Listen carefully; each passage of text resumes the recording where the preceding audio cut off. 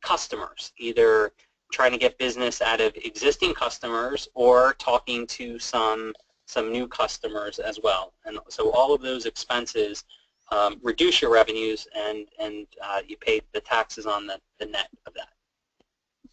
Right. Good point, Steve. And might be a good opportunity to address Frank's question here.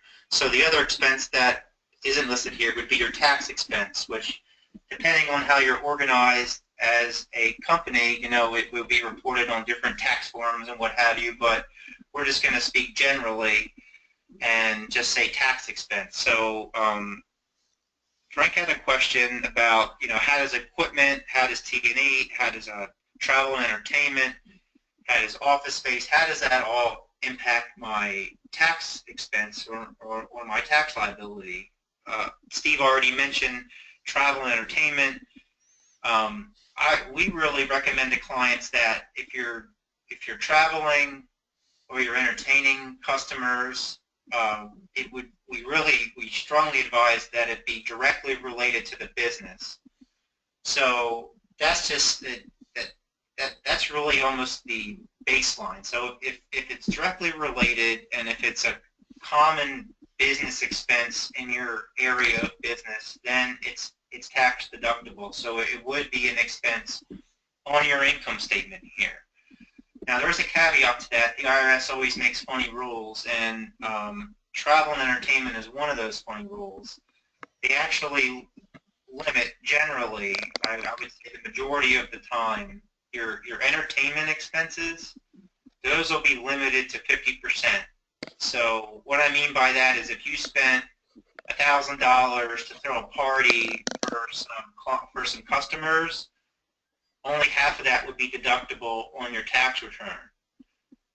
Let's not confuse that with your income statement. Your income statement would still report the full amount. It's just your tax return would have a certain line item on it that shows the IRS that 50% of it was disallowed. So that's really all I'll say about travel and entertainment expenses. Equipment is another important question, and I think at least could be discussed briefly.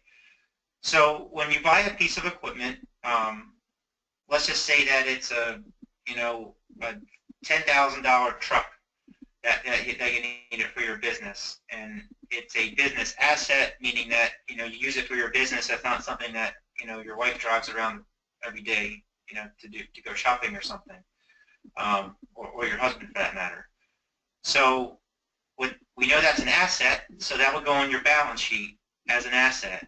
Now, I don't want to jump back a number of slides, but you would have seen a line item on there called accumulated depreciation. So what that means is when you buy an asset that has a useful life more than 1 year, I'm trying to keep this as simple as possible. So, for example, a truck, you're most likely going to have that for more than a year, unless it implodes or something. So, what the IRS has in its rules, and what we recommend for financial statement reporting, is that asset should be really expensed over time. So, if you buy that $5,000 truck, generally, we wouldn't expense it on the financial statements immediately. So what we would do is we would look to what's called depreciation tables. So to keep it simple, a truck, we would say, normally would have a useful life, which means you would use it for, in using it normally, it would last about 5 years. So what we would do is we would take that $5,000 truck, and we would divide that amount over 5 years. That would give us $1,000. That $1,000 is a depreciation expense on the income statement of $1,000, not the $5,000. So I know it sounds silly, but financial statement rules and tax rules are both in line in this regard. There are certain exemptions on the tax side, but that truck doesn't get expensed in 1 year on the financial statements. It's really expensed over its useful life. And I know we're kind of getting beyond accounting basics here, but I'll just jump to the tax treatment of this because that was Frank's question. He was interested in his tax bill, and I would be too. The IRS does have provisions in the law that, depending on your situation, you may be eligible to write certain assets off that you bought during the year. So you wouldn't have to take that expense over 5 years, say. So there are rules out there that say, hey, look, if you buy this piece of equipment or this asset for my business that would normally have to be depreciated and expensed over time, the IRS has this provision for small businesses that allows you to, I'm going to use the term write off, because that's really what people like to say, write off that piece of equipment in 1 year. So that's really all I'll say about taxes. So maybe at the end there'll be some more questions. But that's really another expense item that isn't necessarily two expense items that aren't on our little bifurcated list here. So I would just say depreciation expense is an important line item, as well as tax expense. So the next slide actually gives us an example of what one of our clients' financial statement, the income statement will look like for their company. One more, I think. Yep, there you go. All right, so this is really broken down into the categories we already mentioned. Really your revenues, your sales, that's really what you sold for the year. One item that we didn't mention is cost of goods sold. So with that really is, if you're a company that sells product, that's really the cost of selling your product, including the cost of the product. So when you look at this financial statement, let's just focus on the top half for now, the revenues and the cost of sales. You'll notice that we have dollar amounts, and then next to the dollar amounts, we have corresponding percentages. So we as accountants, and we recommend business owners, look at these percentages to essentially analyze their sales. So for example, if you're looking at your gross profit and you see a really, really low percentage, you may be thinking to yourself, wait, I'm not charging enough for my service for my inventory. My gross profit or my gross profit percentage is too low. So we know the dollar amounts are really important to see, but we as accountants, and we recommend again to our owners that they look more to the percentages as a way to analyze how the data turned out. And you'll also look at the income statement and you'll notice that it's comparative, meaning that we put 2015 and 2014. And the reason we do that is really more than one reason. We do it to see if there's significant deviations year over year. This is how we assess. So if we go back to my original conversation about the expense side of things, so just jumping down to the next section, because this is really how I would explain it. We have all these categories of expenses, and then they're all your certain expenses are dumped into these categories, and then they're thrown onto this income statement. When you put it into comparative format, you can really see if something's out of whack. Like for example, if we looked at our personnel expenses, so think of that as your salaries and wages expenses. If we saw that jump, from $320,145 in 2014 to $500,000 in 2015, we would really want to understand why that happened. Or a more important one would be your facilities expense. Like some people may not think about rent, but sometimes rent can get jacked up year over year, and you may not even think about it until you're looking at these financial statements. So this income statement really helps owners focus on not just the numbers, but if you had to cut costs, it really helps you dive into exactly where those costs could be cut.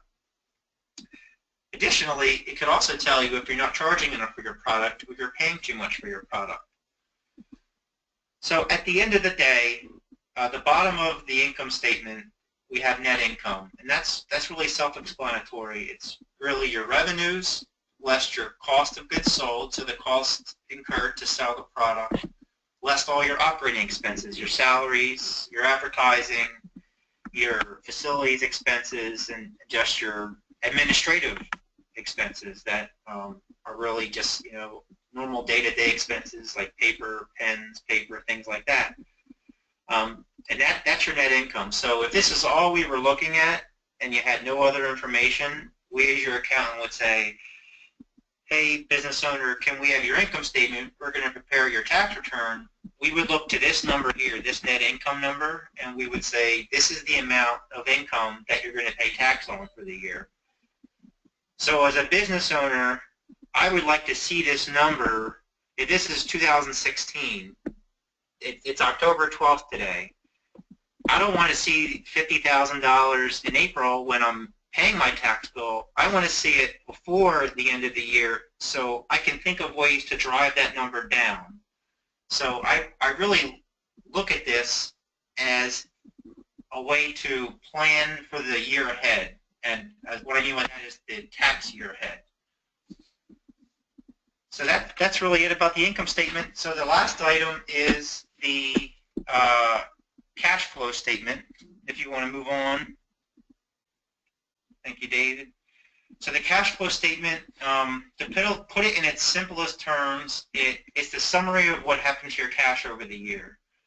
And what it does is it takes the income statement and shows where the cash went. So it really shows you if you're generating cash by selling assets or if you're generating cash by taking on more debt. And I think that the nice part about the cash flow statement as a business owner is it shows you exactly where your cash went during the entire year. I don't have an example of this, so it'll be hard to explain it to you visually, but just think of it as tracking your cash from 1/1/2016 through, you know, whatever day you pick. That's pretty much all I'll say about this, David. Now, the next few slides this is going to be quick because this isn't as important as understanding the financial statements. But what we had done is we try to figure out what our clients need as far as software goes, and we look to our small business clients as looking to software that's a relatively inexpensive investment. It has somewhat of a sophistication, but you know it's easily maintained, something that's not super complicated. But you don't really need a whole lot of users. What I mean by that is you don't have a lot of banks looking at your financials, so you don't need to spend a ton of money on a software. And then the capabilities, you know, we just need something pretty easy to use, something that'll kick out the balance sheet, the income statement, and the cash flow. That's really what we recommend to our small business clients. Yeah. Brian, I was just going to say, so when you're looking at software packages that cater to small businesses, they typically tend to be a smaller level of investment, require less sophistication when it comes to accounting, okay? But they have some limitations. So they don't have as many users. You can't have, you know, 10, 12 people logging into the same system, which is generally fine, right, for most businesses starting out. And the capabilities are relatively limited, but that's okay. As our clients start moving up to the mid-market side of things, the level of investment starts to increase. The level of knowledge you need about accounting and how to record transactions starts to increase as well. But you get the added advantage of having multiple users, and the capabilities, its ability to generate reports or give you insight or how it tracks things starts to increase as well. So there's some trade-offs along the way. Dave, if you want to move to the next slide, I think. So what we commonly see is the two main packages on the market right now. I mean, QuickBooks pretty much, at least in the United States, dominates the small business market, because for a few $100s, you get a pretty robust accounting package that does just that, and it's catered towards non-accounting users. So they've designed the package to be to take you through a step-by-step process for how to record invoices to customers, how to receive those payments when you're paid, and how to pay your expenses. The other package is Peachtree, which was bought a few years ago by a software company called Sage. So I think it's now referred to as Sage 50. But they also are in that small business marketplace. We tend to see more clients going towards QuickBooks just because it's a lot more accessible. And then as you start moving up to the mid-market, Sage has a Sage 100 package. There's Microsoft has their Microsoft Dynamics, and then there's also a NetSuite package.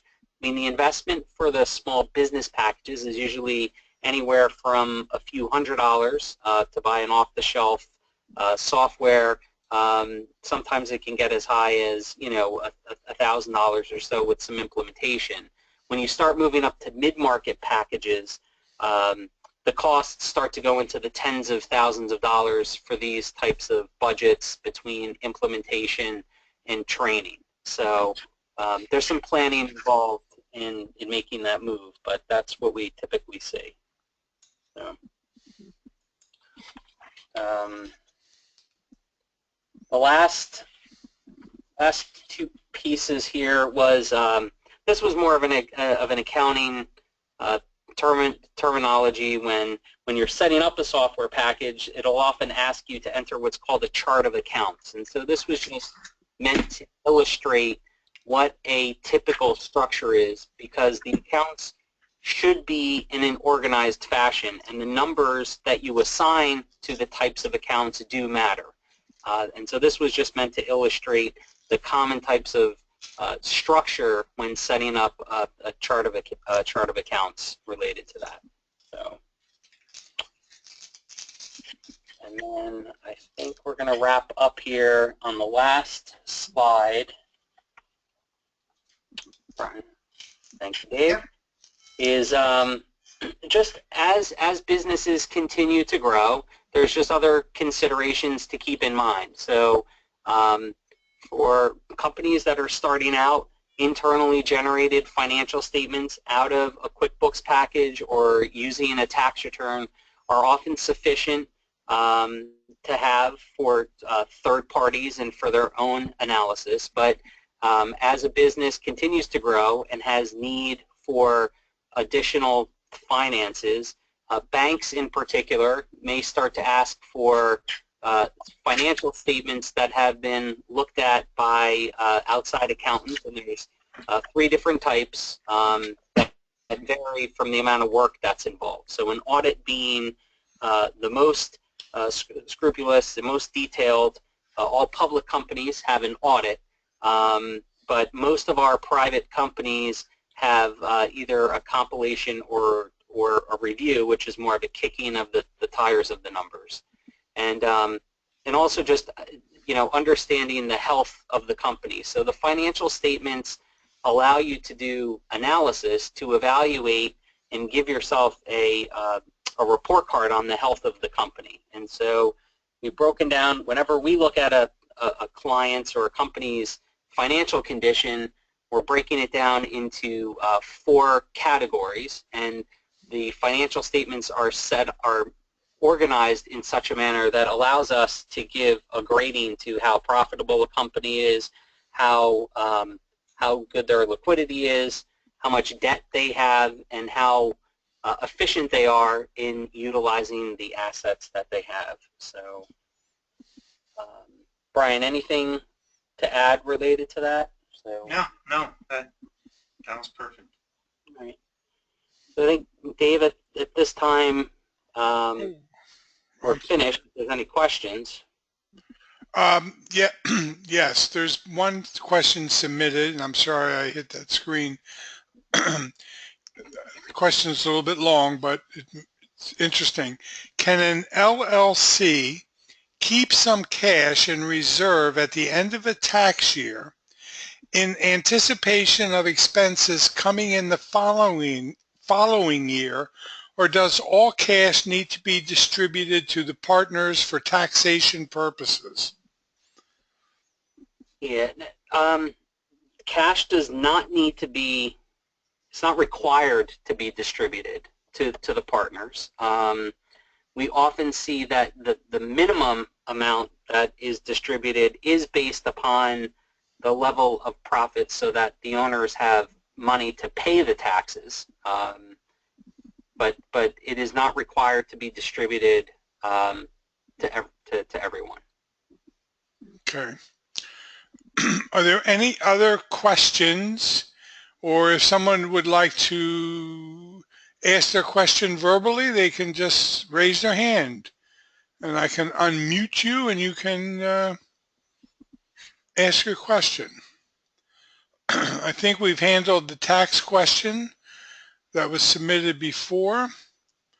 Mary, do you have a question? Hi, can you hear me? Sure. Hey, so this is kind of a silly question, but you guys were talking about income statements and cash flow statements. Are they the same as profit and loss statements, or are they two different things? Because I use QuickBooks and I generate a profit and loss to kind of see where I am as far as income, getting close to the end of the tax year and that sort of thing. But I just don't know if those are the same. And I am not. This is not my forte. So some of these terms, I'm not quite sure if they're the same thing or they're something different. So I'm asking about income statement or cash flow statement that you mentioned, comparing those to profit and loss statements. Well, the profit and loss and the income statement are the same thing. So those They are the same. Okay. terms are used interchangeably. Okay, because I think I only have the option to create a P&L report in QuickBooks. Correct. Yep. 2015. They refer to it as a profit and loss statement. Okay. All right. Good. Now, what about the cash flow statement? Well, that is not a report that's well, I would have to generate that myself. Yeah, you have to generate it, but that that is different than an income statement. That the cash flow statement tells you what you've done with the income you've generated and backs into the cash. So, for example, if you have $100,000 in sales and it cost you $75,000 of expenses to generate those sales, and you're left with $25,000, you may use that money to buy some additional equipment, which doesn't show up on your profit and loss statement. It shows up on your balance sheet. Or if you use that money to buy some additional inventory, okay, that would show up on your balance sheet. So the cash flow is the reconciliation of the balance sheet and income statement and tells you, essentially where the cash went for the time period being looked at. I think I do something similar like that in Excel that I kind of created myself, basically, by date, what was paid out and what came in as far as revenue. Yep. Which kind of at the end of the month gives me an idea of what, income versus investments, or not investments, but expenses, I guess. Yep. That's sort of the same idea. Yep. Okay. Yeah, But a lot of I come times. up with it myself based on my data in QuickBooks. Yep. A lot of times, if your balance sheet doesn't change all that much, then the income statement could be very similar to the statement of cash flows. But Okay. Okay. Thank you. We have more questions. Sorry. Yeah. No. You did great. How often do you need to file tax? That was the question. That is the question. Brian's our tax guy. Yeah. depends on the tax they're inquiring about, but tax returns are filed annually, generally by April 15th of the following year. Okay. There's there are other types of taxes that may have to be filed more frequently, but I think generally when people are talking about taxes, their income tax, it's just needed to file annually. Things like sales taxes or payroll taxes have a higher frequency level, but Okay. they're dictated upon the volume. Okay, thank you. Next question. If my LLC is for baked goods, which are not taxed, what kind of taxes would I owe? I think we have to understand the scenario. So she's selling food that there's no tax on food. So Well, she's there's no sales asking, tax, no sales tax, right? But But there's income tax to the extent, you sell a baked product, just say it's a cake for, $20 and it only cost you, $10 to make, there would be taxes owed on that profit. Income taxes. Beverly, I hope that answers your question. If not, feel free to put your hand up. The next question, for the income statement, are the owner's cost, parentheses salary, included in the cost of goods or personnel cost? Oh, good question. Yeah, that depends on their level of what they're doing. So the cost of goods sold is meant to capture costs that are directly related to the revenue generation. So if it's a service business and the owner is involved in delivering those services, then I would say the categorization of their expenses would be in the cost of goods sold, whereas if they have other people doing the work and they're maybe more involved in the selling side of things, then that would be more in the operating expenses. Okay. The next question comes from Andrea. If I've never worked with an accountant before and don't have income statements, can an accountant still do my taxes from simple records? I think this is the shoebox accounting system. Yeah, the answer is yes. The difference is the amount of effort that's required to organize the documents, could affect how much it costs to have a return prepared. But the answer is yes. You don't need a formal accounting system. It's helpful from a tracking perspective and from also evaluating the performance of the company on a year-to-year basis. Okay. If I set up a sole proprietorship LLC and have no employees, do I establish my own payroll expense under salary expense or take my salary from profits at the end of the year? Brian, do you want to? Yep. So in a sole proprietorship, you're essentially taxed on the entire income amount. So you wouldn't be able to reduce your income by paying yourself. Even if you did, you would still be picking that up on your tax return as income, so you'd get to the same answer. So to answer your question, no, you wouldn't pay yourself per se via a salary. You would essentially take the money as a, I'm going to call it a distribution. So sole proprietorships are taxed on the net income, not including ownership withdrawals, I'll call them. Okay, thank you.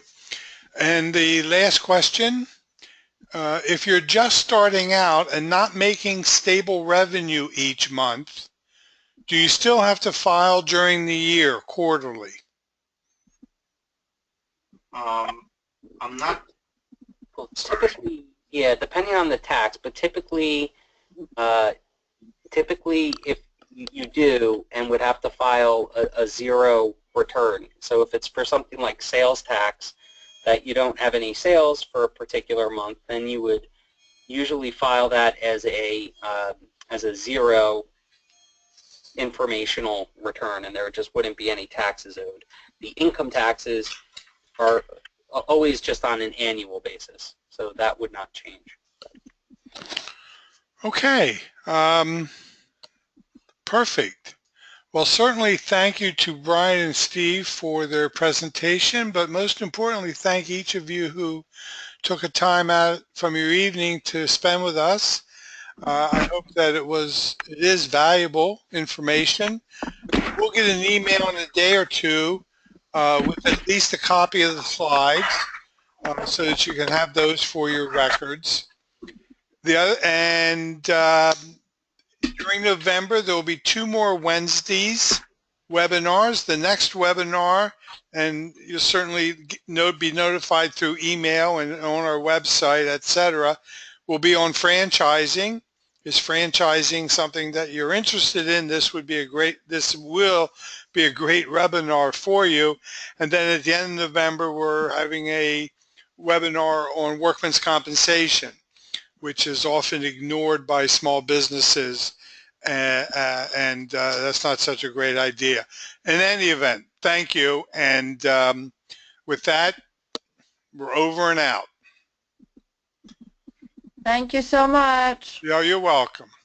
Have a good night. Good night. Thanks, guys. We appreciate it. Thank you. Brian? Yes. I think I got everybody muted. Oh, wait, if you can hang for a minute.